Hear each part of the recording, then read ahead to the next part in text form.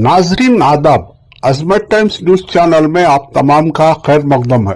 नाजरीन, कर्नाटका के अमीर शरीयत सगीर अहमद खान रशादी रहमतुल्लाह अलैह सुवम के विसाल के बाद इमारत शारिया कर्नाटका की मजलिस शोरी ने रियासत कर्नाटका की मौजूद दीनी, मिली और समाजी हालात, मिलत को दरपेश चैलेंजों को देखते हुए निहायत संजीदगी के साथ, जिम्मेदारी और बसीरत के साथ गौर व फिक्र किया और अमीर शरीयत का इंतखाब करना तय था। मगर मजलिस इमारत के नाम से अबूरी टेम्पररी कमेटी तश्कील दी गई, जिसमें हजरत मौलाना इमरान मसूद रशादी, हजरत मौलाना इफ्तिखार अहमद कासमी, हजरत मौलाना मुफ्ती शोएबुल्ला, अमीर शरीयत से जो जुड़े जिम्मेदारियां इमारत शारिया कर्नाटका के दस्तूर में दर्ज हैं, अब इस मजलिस इमारत के जिम्मे होंगे। नाजरीन, बताता चलूं जैसा कि मिली समाजी सियासी रहनुमाओं की मौजूदगी में नामों के ऐलान सुनने के बाद कुछ लोगों ने नाराज होकर उठ खड़े हो गए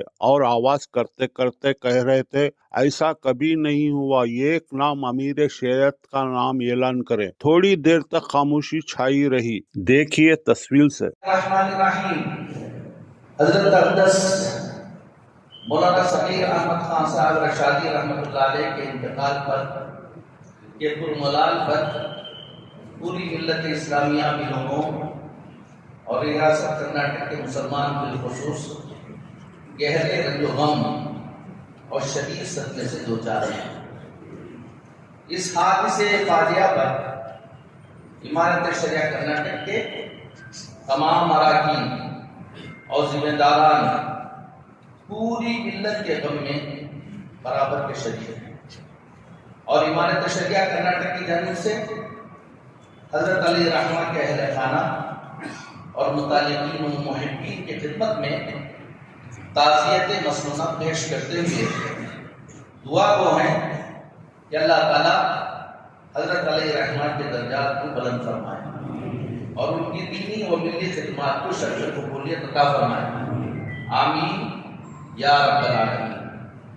इसी तरह इमारत शरिया कर्नाटक के अरकान शुरा साबिक उमराए शरीयत कर्नाटक हजरत मौलाना मसूद अहमद साहब बाखवी रहमतुल्लाह अलैह और फखरुज़्ज़मान हजरत अक़दस मौलाना मुफ्ती मोहम्मद अशरफी साहब बाखवी रहमतुल्लाह अलैह के ज़तीन खिदमात को सूबे के मुसलमानों पर अजीम एहसान मानते हुए आप दोनों के हक में भी दर्जात की बुलंदी की दुआ करना अपने लिए जरूरी समझते हैं।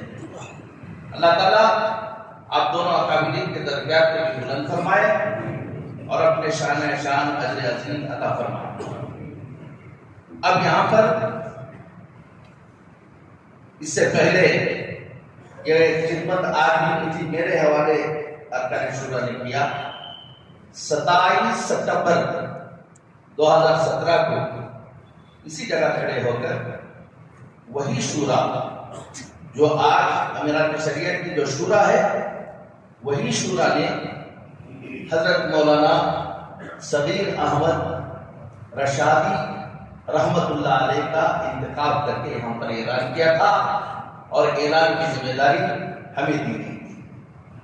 किस बुनियाद पर ऐलान किया गया था, उस कमेटी ने किस बुनियाद पर ऐलान किया था, हमारे बुजुर्गों ने इसका दस्तूर बनाया है और इसकी एक अरकान शुरा है, वो शुरा इंतखाब करती है। उसके एतबार से हजरत मौलाना उसी शुरा ने हजरत मौलाना सगीर अहमद साहब रशादी रहमतुल्लाह अलैह, अल्लाह उनके दर्जात को बुलंद फरमाए, उनका इसी मस्जिद में 27 सितंबर 2017 को इत्तेफाक राय से ऐलान किया गया था और सबने तारीफ की। आज हजरत यहाँ पर नहीं है और बहुत से लोग जो उस वक्त थे वो भी आज यहाँ पर नहीं है। तो आज दोबारा चौथे इमारत के सिलसिले में मशवरा हुआ है और उसका ऐलान वही शूरा जो तीसरे अमीर शहर का ऐलान की थी वो ऐलान कर یہ کیا ہے؟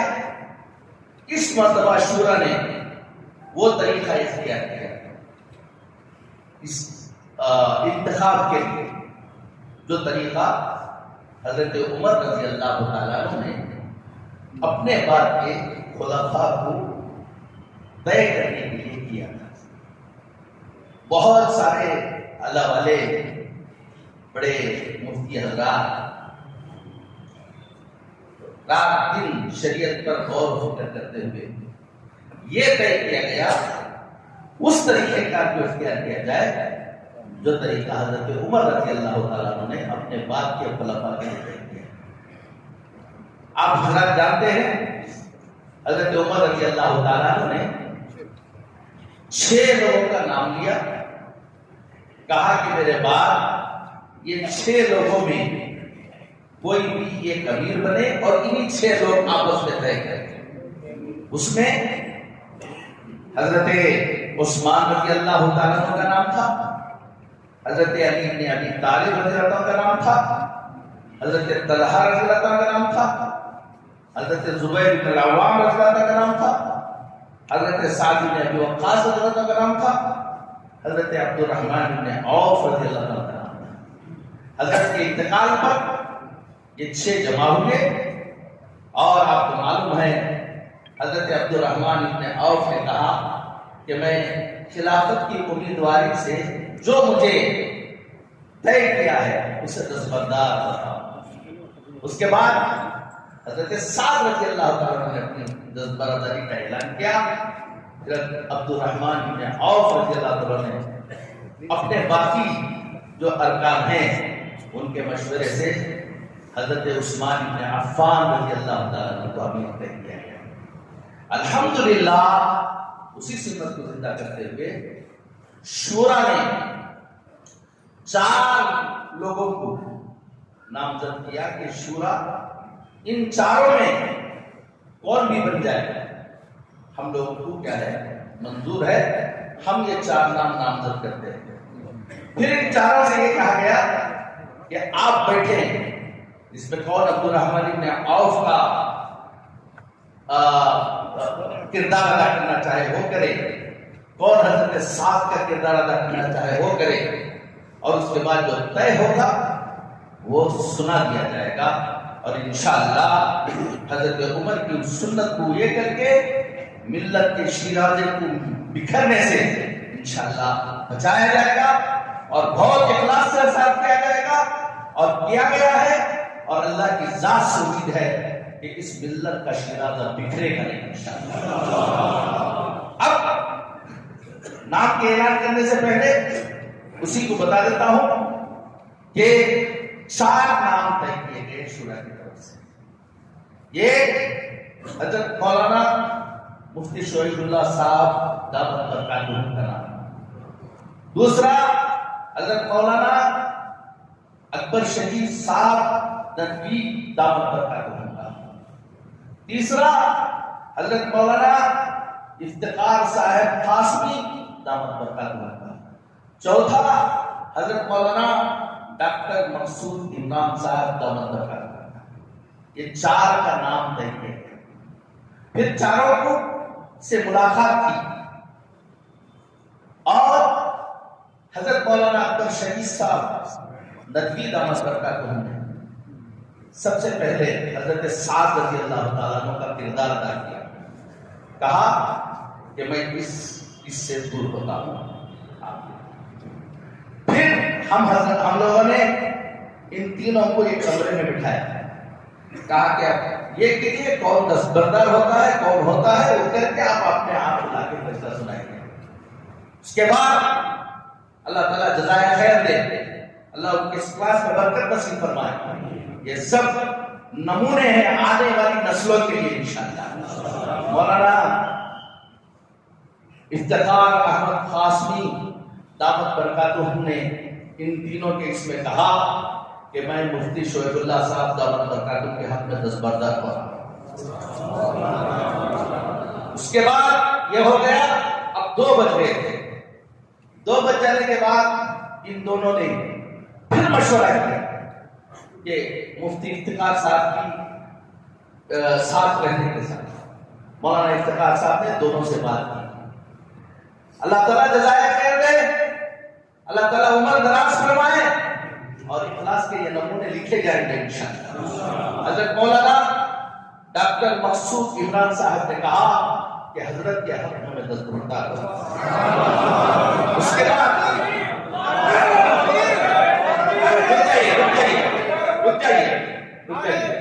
رک جائیے. اس کے بعد اللہ تعالیٰ حضرت مولانا مفتی شعیب اللہ صاحب کے اخلاص پر اللہ تعالیٰ قبول فرمائے. انہوں نے کہا کہ مجھے سوچنے دو, میں کس طرح سے نہیں بنوں گا, میں بننے کے لیے فوری طور پر تیار نہیں ہوں, اس کو سوچنا ہے, یہ ملت کا مسئلہ ہے. اس کے بعد بہت زیادہ گفتگو ہوئی. 1 گھنٹے گفتگو ہونے کے بعد کہا کہ شورا والوں کو بلا لو, میں ان کے سامنے بات کر سکتا. پھر شورا والوں کو بلایا گیا.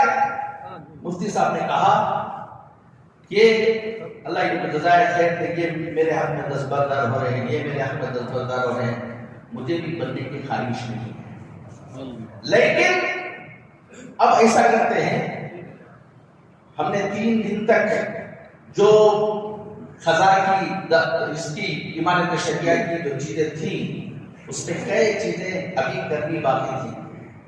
حضرت نے کہا کہ جب تک یہ ساری چیزیں مکمل نہ ہو جائیں اس وقت تک ایک عبوری مجلس عمارت بنائی جائے. ایک عبوری کا اگر ترجمہ اردو میں سمجھ میں نہیں آتا ہے تو انگلش میں ٹیمپرری, جب تک کہ عمارت کے سارے کیا نہ ہو جائے, مسئلے حل نہ ہو جائے, اس وقت تک ایک عبوری مجلس عمارت بنائی جائے جس میں میں بھی رہوں گا, حضرت مولانا مفتی افتخار صاحب بھی رہیں گے, حضرت مولانا ڈاکٹر عمران صاحب بھی رہیں گے. تو یہ طے ہوا. ہم لوگ چاہ رہے تھے کہ اس کے اندر مولانا اکبر شریف صاحب نقوی بھی رہ جائیں, لیکن حضرت نے کہا کہ میرے اسفار بہت باہر کے ہوتے ہیں, میرے لیے یہ نہیں ہے, یہ 3 کافی ہیں. تو انہوں نے معذرت کر دی, تو یہ 3 باقی ہیں. اب اس کے بعد عمارت کے بہت سے مسائل ہیں, کچھ چیزیں وہ سارے حل کرنے کے بعد انشاءاللہ الحمدللہ کرناٹک کے علماء, کرناٹک کے مسلمان الحمدللہ اس کی استطاعت رکھتے ہیں, اس کا سلیقہ رکھتے ہیں.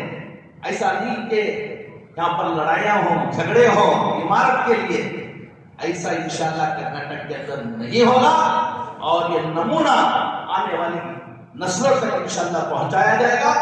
اب اس کو سامنے رکھ کر حضرت امیر شریعت کے وصال کے بعد امارت شریعہ کرناٹک کی مجلس شورا نے ریاست کرناٹک کے موجودہ دینی و ملی اور سماجی حالات, ملت کو درپیش چیلنجز کو دیکھتے ہوئے, آج ملت کو جو چیلنجز ہیں معمولی نہیں ہیں, جیسا چاہے ہم نہیں کر سکتے. چیلنجز کو دیکھتے ہوئے نہایت سنجیدگی, ذمہ داری اور بصیرت, الفاظ کو یاد رکھ لو, بہت بصیرت کے ساتھ غور و فکر کیا. اس سلسلے میں اجتماعیت, اتحاد و اتفاق کو برقرار رکھنے, مختلف پہلوؤں اور حالات پر کئی گھنٹوں کے تبادلہ خیال, گہرے غور و خوض اور مشاورت کے بعد فیصلہ کیا کہ ملت کے دینی ملی مفاد کے تحفظ, امارت شریعہ کے نظم و نسق کے تسلسل اور قیادت کے خلا کو پر کرنے کے لیے ایک اجتماعی اور مشاورتی نظام قائم کیا جائے. یہ ایک دستور ہے, ایسا نہیں کہ جیسا چاہے اس کا کیا ہوگا انتخاب ہوگا, اس طرح سے نہیں ہوگا کہ اس میں جھگڑے ہو جائیں. ہم پورے ذمہ دار ہیں علماء ہیں تاکہ عمارت شریعہ کرناٹک کا دینی, شرعی و تنظیمی سفر جو حضرت مولانا ابو سعود صاحب رحمۃ اللہ علیہ نے لگایا تھا